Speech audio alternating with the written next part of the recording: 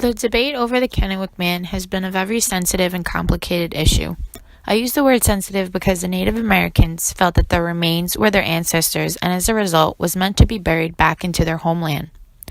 Armand Minthorn, a religious leader of the Umatilla Indian tribe, stated that Native Americans regard human remains as sacred, period.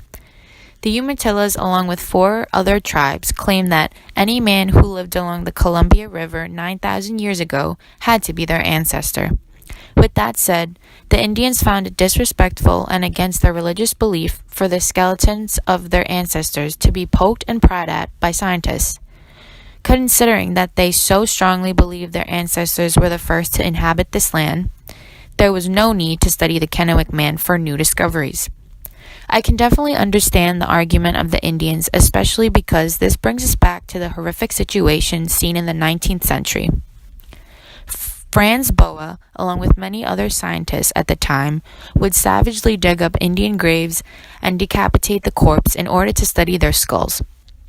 You can see how this would impact the way many Indians today feel about scientists. It paints the scientists in a bad light and could be a reason for why many Indians feel so strongly about their stance in this debate. However, the constant argument on who the remains belong to still needs to be answered. After looking at several studies and discovering new information, I have decided that the remains of the Kennewick Man belong to the scientists. To be fair, how could the Indians be so certain that any man found along the Columbia River was actually their ancestor?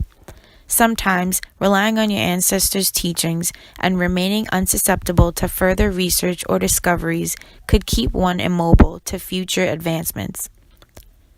Scientists believe that the bones of the Kennewick Man could help settle some of the greatest mysteries of who were the first people to live on this land and to explain the process of human migration from continent to continent. Scientist Douglas Owsley makes a great point regarding the inability to study the remains, as he states, "If there's no opportunity for us to look at them and no opportunity to learn, then we will never answer these questions in the past. We are talking about our history, the American history."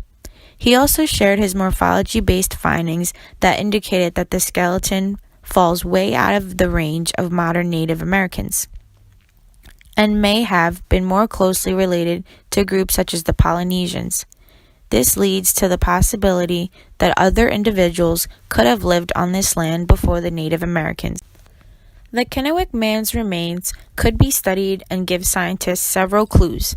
The main theory was that humans started their migration around 13,000 years ago during the Ice Age. This was seen as evidence of human occupation in Southern California over 100,000 years ago. The evidence were the broken bones of mastodons and pieces of sharp broken rocks. The remains were also found in a silt layer. The archaeologists believed that there shouldn't have been rocks that size.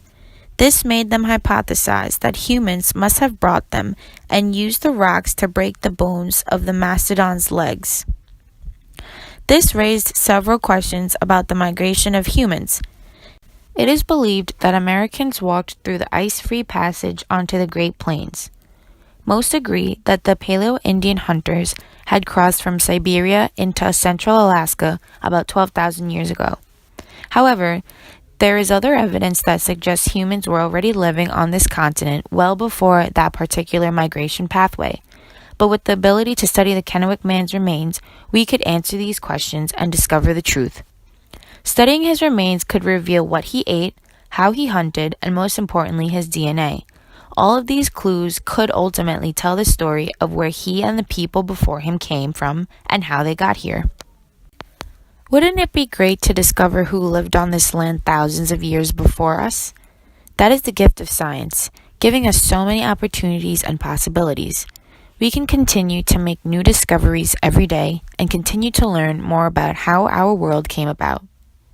If scientists never got the chance to study such artifacts, we would never get the opportunity to learn about all the beings who have lived or currently live on this earth.